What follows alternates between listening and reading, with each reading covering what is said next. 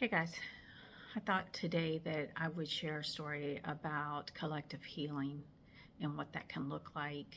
And this one has to do with the Lakota tribe. I have a very strong Native American connection. I have a group of uh, spirit guides that are Native Indians, and they show up at all different times. I've walked into my dining room at my other house and just had like 6 of them standing around my table look at me. So there's a very strong connection. One night I went to bed, I was sick. Next thing I know, I see an elder of one of these tribes show up, and he's looking at me, shakes his head. Then a shaman comes in, and I got the shaman going around my bed doing some kind of ceremony, and then he comes back, looks at me, and then they're both gone, and I wake up completely well in the morning and felt great. So there's a very strong connection that I have with these people, and I've seen multiple lives of mine that I've lived as a Native Indian. So I just say that as a little bit of pre-information. So in this specific collective healing, I was just going into a regular meditation, and I always just take myself into my astral place that's protected and let whatever wants to come up. And this day I noticed as I was walking there that I had fire was coming out of my fingertips, and I'm like, oh, that's kind of cool. Why is fire coming out of my fingertips? But then as I get into the tent, the next thing I know is that I'm standing in front of this huge tree out on the plains somewhere, looking at this Native Indian woman who was hung by the tree. And I had a flash of seeing like 5 or 6, white men had taken her and hung her up there and killed her. And then below her, she had an infant son, and they had also killed him. And then in the next moment, I knew that had been me in that life. And then her mother came in, and her mother just sobbing. And I'm holding out my arms, and she's sobbing on me, crying tears. And then the whole Lakota tribe came out, and they were sobbing tears. And I watched the tears from their eyes go down into the earth.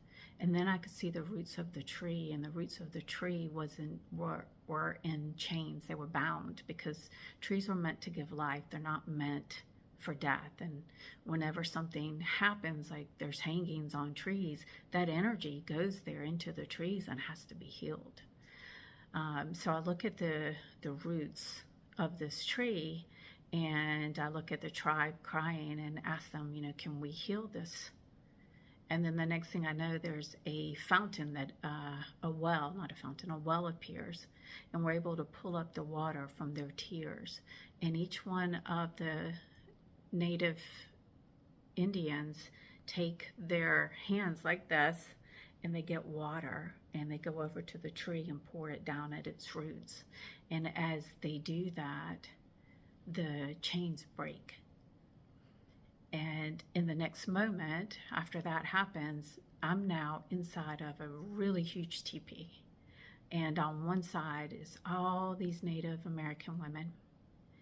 And then on the other side is all the men that had done things. And I could see, like, they had taken their children, stolen children, killed children, their husbands, themselves. And I look down at the ground, and I see this liquid that's coming out, and it's going like this, and then it's going around them. And I realize it's gasoline. And I realize I'm in a moment of being tested. Am I going to take and light it on fire and, give these men what some might call justice for everything that they did? Or am I going to end the violence? And I knew that I could call my son to come out, the baby that had been killed. And so I just said, stop, I want my son to come out. because they can be any age. So he comes out at 4 years old because he comes running out, and I picked him up and I held him and I said, this violence has to stop. We have to stop this violence. And in the next moment, I was in the body of what I would say is the main male on the other side.